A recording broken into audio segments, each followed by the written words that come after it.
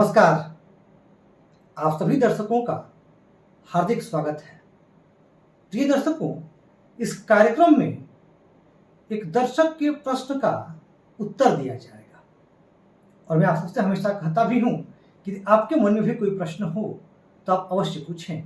हमारा प्रयास रहेगा कि मैं आपके प्रश्न का भी उत्तर अवश्य दें। अच्छा, आज जिस दर्शक के प्रश्न का उत्तर दिया जाएगा, मैं इनके धैर्य की भूरी भूरी प्रशंसा करता हूं। बहुत दिनों से यह प्रश्न पूछ रही थी, परंतु इधर कुछ व्यस्तताओं के कारण दर्शक का प्रश्न नहीं आ पा रहा था और मैं आपसे कहूंगा भी कि थोड़ी सी प्रतीक्षा आप अवश्य करें।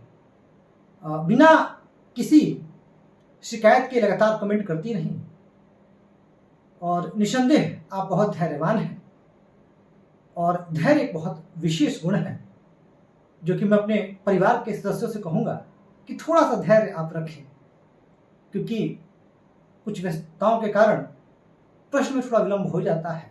तो ये प्रयास रहता है जिनका प्रश्न रेलेवेंट हो, प्रासंगिक हो, उनके प्रश्न का उत्तर अवश्य दिया जाए। तो इस क्रम में अच्छा, एक नई शुरुआत कर रहा हूँ। पहले मैं बोर्ड का यूज़ नहीं करता था। आपसे चूंकि आपको अपना परिवार मानता हूँ तो साझा कर रहा हूँ। पहले मैं बोर्ड का यूज़ नहीं करता था आपके प्रश्न का उत्तर देने के लिए, परंतु मुझे लगा कि जो आप लोगों को कई बार समझने में दिक्कत होती हुई ग्रहों का प्लेसमेंट, इसलिए मैंने प्रश्न के उत्तर में भी अब मैंने सोचा कि बोर्ड का यूज़ कर लिया करूँगा। तो देखिए इनका, अच्छा, सिर्फ एक ही प्रश्न का उत्तर दिया जाएगा जो आपने पूछा है। यह जनकुंडली विश्लेषण नहीं है, कार्यक्रम की शुरुआत में स्पष्ट कर दूँ।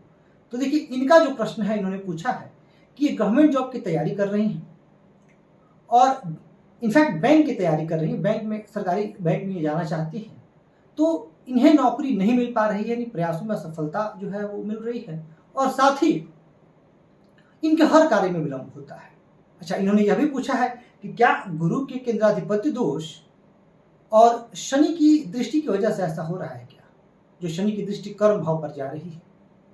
तो इन सब प्रश्नों का मैं उत्तर दूंगा। बस एक संक्षेप में बता दूं, देखिए गुरु आपके लग्नेश लग्न में ही है, बहुत अच्छी स्थिति, हंस योग बन रहा है आपकी जन्मकुंडली में, भाग्य सूर्य भाग्य भाव में ही है, बहुत श्रेष्ठ दशमेश दशम भाव में ही है बुध, जिसके लग्नेश बलवान, नौमेश भाग्येश बलवान, दशमेश बलवान, पंचमेश नीच के हैं, लेकिन नौमांश कुंडली में जो है उसी राशि पर स्थित होकर के वर्गोत्तम हो रहे हैं और शुक्र भी आपकी वर्गोत्तम हो रहे हैं। तो पंचमेश भी अच्छी स्थिति में, चंद्रमा उच्च की, प्रथम दृष्टिया देखा जाए तो कुंडली बहुत अच्छी प्रतीत हो रही है, लेकिन फल नहीं मिल रहा है।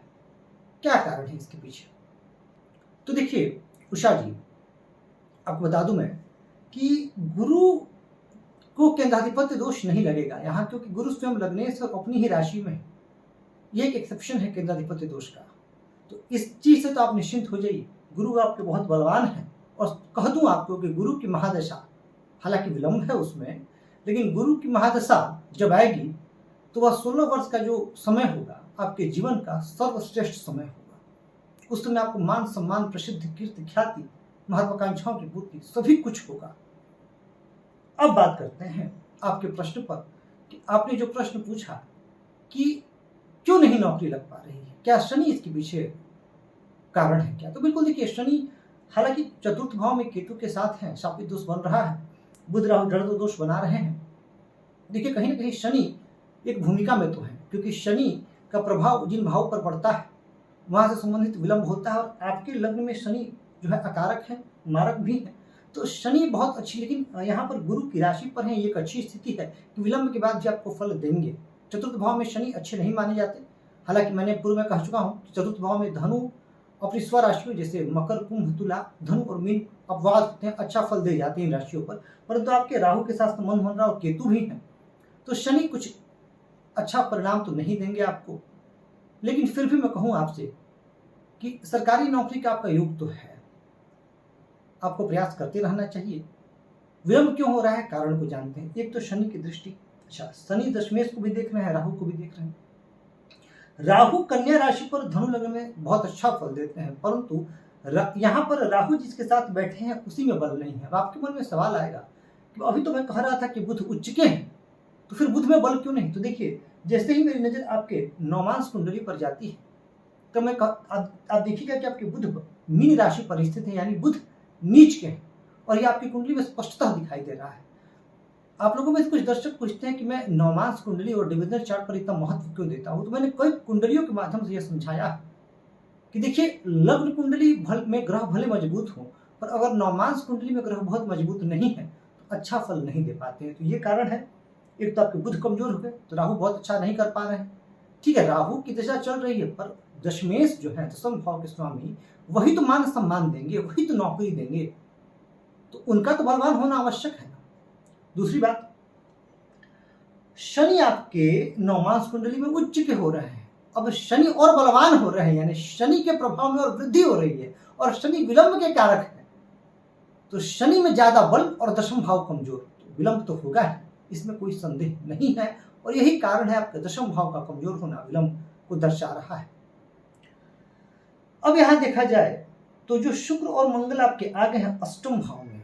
अष्टम भाव निसंदेह, देखिए मैं हर भाव का एक महत्व बताता हूं, परंतु यहाँ पर मंगल आपके पंचमेश हैं और आपके शुक्र लाभेश हैं, तो पंचमेश और लाभेश की युति तो बनी अष्टम भाव में, पर यहाँ भी विलंब। जब भी ग्रहों की युति छठे आठवें 12 में होती है तो संघर्ष बढ़ जाता है, तो यह भी एक कारण है। तो गुरु के केंद्राधिपत्य दोष की वजह से ये समस्या नहीं, ये समस्या कहीं ना कहीं बुध के कमजोर होने की वजह से। भाग्य तो आपके बलवान है। अब देखिए, आपके लग्न बलवान, मन के कारक बलवान, सूर्य बलवान, फिर भी ये स्थिति हो रही है। अच्छा, अब समझते हैं कि अभी आपकी दशाओं का क्या क्रम है। राहु की महादशा आपकी चल रही है, और राहु में शनि की अंतर्दशा चल रही है, जो कि 13 जुलाई 2022 से 18 मई 2025 तक रहेगी। यानी 18 मई 2025 तक आपके जीवन में परेशानियां ज्यादा रहेंगी। उसके बाद बुध का अंतर आ जाएगा। अब यहाँ पर बुध को आपको बलवान करना पड़ेगा, बुध को एक्टिवेट करना पड़ेगा। बुध को आप एक्टिवेट कर लेंगे तो आपको अच्छा फल मिलेगा। और बुध को सही करने का जो सबसे अच्छा उपाय है, भगवान श्री गणेश की शरण में जाइए और गणपति अथर्वशीर्ष का पाठ पूरे मनोयोग से कीजिए, और बुध को बलवान करने के और जितने तरीके हैं उनको अपनाइए। बुध को आपको बलवान करना ही पड़ेगा, बिना बुध को बलवान किए आपको नौकरी में जो है परेशानी तो आएगी ही आएगी। देखिए, बाकी अब कुंडली बहुत अच्छी है, आप बहुत धार्मिक हैं, आध्यात्मिक हैं, स्थिर चित्त की हैं, बहुत ज्यादा मेहनती हैं आप। ये कुछ विशिष्ट गुण हैं आपके अंदर जो कि आपको औरों से अलग बना रहा है। गूढ़ विद्याओं में भी आपकी रुचि है, ध्यान साधना में भी आप रुचि रखेंगे, प्राणायाम में भी आपकी रुचि होगी, और आप शुद्ध अंतःकरण के स्वामी, पवित्र हृदय, आपका बहुत अच्छे गुण है आप में, निसंदेह। कुंडली भी बहुत अच्छी है, व्यक्तित्व भी आपका अच्छा है, लेकिन ये जो दशाओं का क्रम है, देखिए दशाओं का क्रम का तो फल भोगना ही पड़ता है। राहु की दशा आपको परेशान तो कर ही रही है, तो राहु का भी उपाय आपको करना चाहिए। कन्या राशि पर भी स्थित होकर के राहु बहुत अच्छा फल इसलिए नहीं दे पा रहे हैं क्योंकि जिसके साथ वो संबंध बना रहे हैं राजयोग का, वह ग्रह ही नवमांश कुंडली में कमजोर हो रहा है। तो आशा करता हूं कि आपको यह समझ में आया होगा कि आपको क्या करना चाहिए। और पुनः कहूंगा, यदि आप सभी के मन में भी कोई प्रश्न हो तो अवश्य पूछिए। इस कार्यक्रम में इतना ही। धन्यवाद।